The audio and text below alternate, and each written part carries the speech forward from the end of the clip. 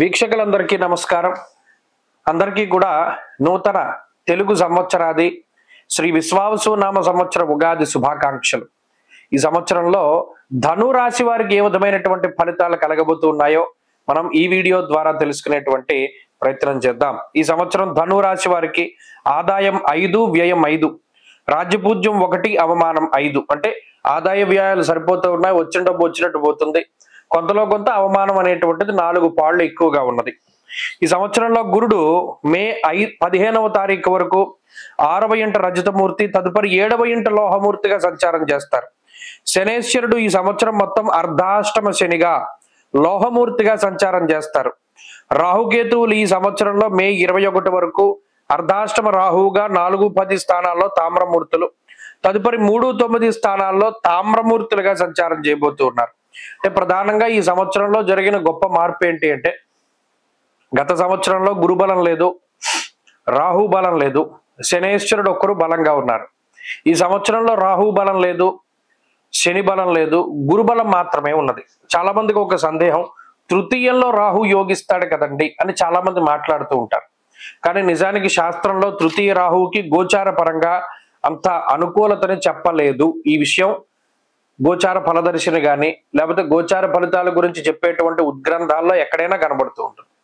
కాబట్టి గ్రంథ పఠనం చేస్తే ఈ విషయాన్ని మనం చెప్పొచ్చు. తృతీయ రాహు ఎక్కడా యోగించరు. మీరు కావాలంటే మకర రాశి వాళ్ళ పరిస్థితి చూడండి, వాళ్ళకి తృతీయ రాహు మానసికంగా దెబ్బకొట్టారు. ఇప్పుడు అంటే ఉదాహరణకి చెప్తున్నా. అలాగే ఈ సంవత్సరంలో చూస్తే మరి గురు బలం అనేటువంటిది ప్రధానం. ధనురాశి వారికి ఒక గొప్ప యోగ్యమైనటువంటి స్థితి ఏంటి అంటే సప్తమ గురుడు, అంటే డైరెక్ట్ గా సప్తమ స్థానంలో గురుడు ఉన్నారు. రాస్యాధిపతి యోగించడం అనేటువంటిది ఇది మామూలు విషయం కాదు, ఇదే ప్రధానమైనటువంటి విషయం. అర్ధాష్టమ శని దోషం ఉన్నా కూడా ఆయన మూర్తిత్వం వల్ల అంత చెడు ఫలితాలను ఇవ్వడం లేదు. కాబట్టి కొంతలో కొంత ఉపశమనం. ఇక్కడ నక్షత్రాల ప్రకారం చూస్తే మూలా నక్షత్రం వాళ్ళకి కందాయాలు బాగున్నాయి. కందాయ ఫలితంలో 4, 1, 3 సంఖ్యల్లో మొదటి 4 నెలలు మినహాయించి మిగతా 8 నెలల్లో మూలా నక్షత్ర యాతకులకి చాలా బాగున్నది. పూర్వాషాఢ నక్షత్ర యాతకులకి కందాయం 7, 2, 1గా ఉన్నది. అంటే మధ్యలో సరి సంఖ్య వల్ల మధ్యలో 4 నెలలు, అంటే జూలై నుండి అక్టోబర్ వరకు కొంత మిశ్రమంగా ఉంటుంది, మిగతా సంవత్సరం అంతా బాగుంది. ఉత్తరాషాఢ నక్షత్ర యాతకులకి 2, 0, 4 కందాయ ఫలం, మధ్య శూన్య మనోవ్యధ, మధ్యలో 0 వచ్చింది కాబట్టి మానసికమైన సమస్యలు కొంత ఎక్కువగా ఉంటాయి.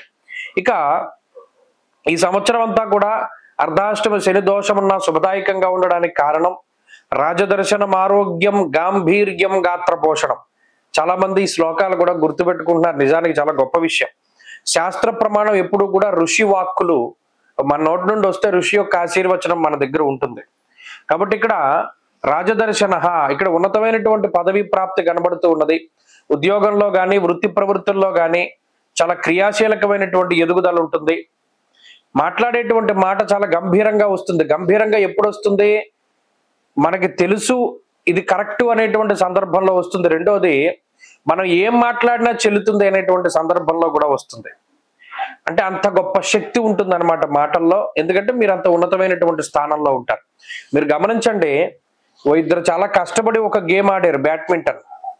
లేదు, ఓ ఇద్దరు 2 పార్టీలు చాలా కష్టపడి పనిచేసాయి.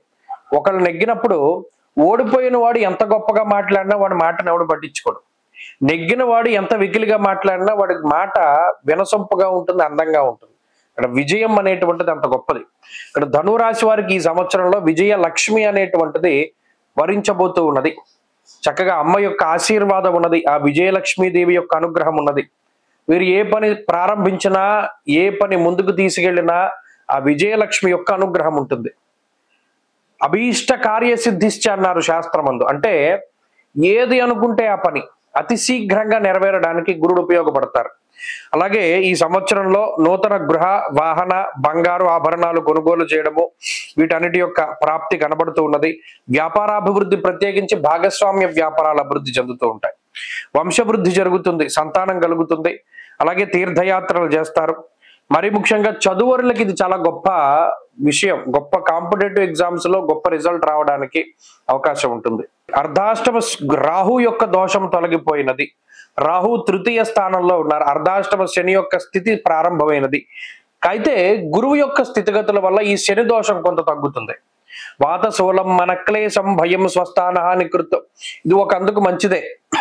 గురుబలం ఉండడం వల్ల చెడు కూడా మంచిగా ఎలా మారిందో చూడండి. ఇంట్లో ఉండలేవు నువ్వు అన్నాడు. చతుర్థంలో శని పెట్టుకుంటే ఇంట్లో ఉండలేవు, ఉండక్కర్లేదు, ఆఫీసులో తిరుగుతారు, లేదో ఒక ఇంట్లో ఉండేవాడు ఇంకో ఇల్లు కొనుక్కుని దాంట్లోకి మారుతాడు, లేదో ఈ దేశంలో ఉండేవారు వేరే దేశానికి వెళతారు, అది మంచిదే. కాబట్టి శనిచ్చే ఫలితం గురుడు వల్ల ఎంత మంచిగా మారింది మీరు పరిశీలన చెయ్యండి. అలాంటి ఫలితాలే ఈ సంవత్సరం వస్తాయి. కొంతలో కొంత ఏంటి అంటే ఇంట్లో ఉండడానికి కూడా వీరు ఇష్టపడరు. ఎందుకంటే ఇప్పుడు తిరగడానికి ప్రపంచ యాత్ర చేస్తారు, తీర్థయాత్ర చేస్తారు, లేదా దేశాటనం చేస్తారు, ఇలా రకరకాలుగా ఉండొచ్చు. కాబట్టి ఆ శనిచ్చే దోషాన్ని గురుడు లాగేశారు, ఇది ప్రత్యేకించి గుర్తుపెట్టుకోవాలి.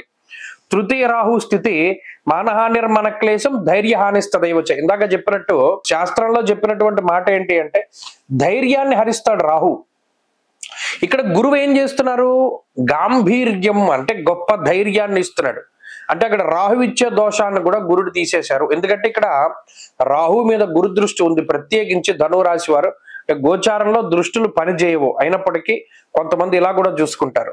రాహు మీద గురు దృష్టి పడడం వల్ల కూడా ఆ దోషం తగ్గుతుంది, ఇంకా వాళ్ళకి అర్థమయ్యే భాషలో చెప్పడానికి. కాబట్టి ఓవరాల్ గా ధనురాశి వారికి మంచి రోజులు ప్రారంభమయ్యాయి. అవడవేడి ఎప్పుడుండో ఉన్నాయి, కంటిన్యూ అవుతాయి ఓ సంవత్సర కాలం పాటు. కాబట్టి ఈ సంవత్సరం చాలా అద్భుతంగా ఉండబోతూ ఉన్నది. ఎందుకు ఇంత డీప్ అనాలిసిస్ చేస్తాము అంటే ప్రతి గ్రహం యొక్క ఫలితాన్ని దృష్టిలో పెట్టుకోవాలి. ఈ గ్రహం బాగుంటే మిగతా గ్రహాలు ఏ విధంగా యోగిస్తాయి. ఇప్పుడు చూడండి, మనం శని రాహువుల దోషాన్ని గురుడు ఎలా తీసేశారో చెప్పుకున్నాం. అలాగే గుర్తుపెట్టుకోవాలి. ఇంకా బలాన్ని పెంపొందించుకోవడానికై ఆరుద్ర నక్షత్రాలు ఎప్పుడు వచ్చాయో నెలలో ఒకసారి వస్తుంది నెలకి. ఆ ఆరుద్ర నక్షత్రం వచ్చిన రోజున పరమేశ్వరుడికి అభిషేకం చేయించుకోండి. మాస శివరాత్రులు ప్రత్యేకించి కృత్తికా నక్షత్రం వచ్చిన రోజున కూడా పరమేశ్వరుడి అభిషేకం చేసుకోవడం ద్వారా మంచి ఫలితాలు వస్తాయి. ఈ సంవత్సరంలో ఆంజనేయ స్వామి ఆరాధన కూడా విశేషించి పనికొస్తుంది. ఈ సంవత్సరంలో అనుకూలించేటువంటి రోజులు ఆదివారము, అలాగే సోమవారాలుగా చెప్పవచ్చును. అదృష్ట వర్ణము పసుపు, అదృష్ట సంఖ్య 4.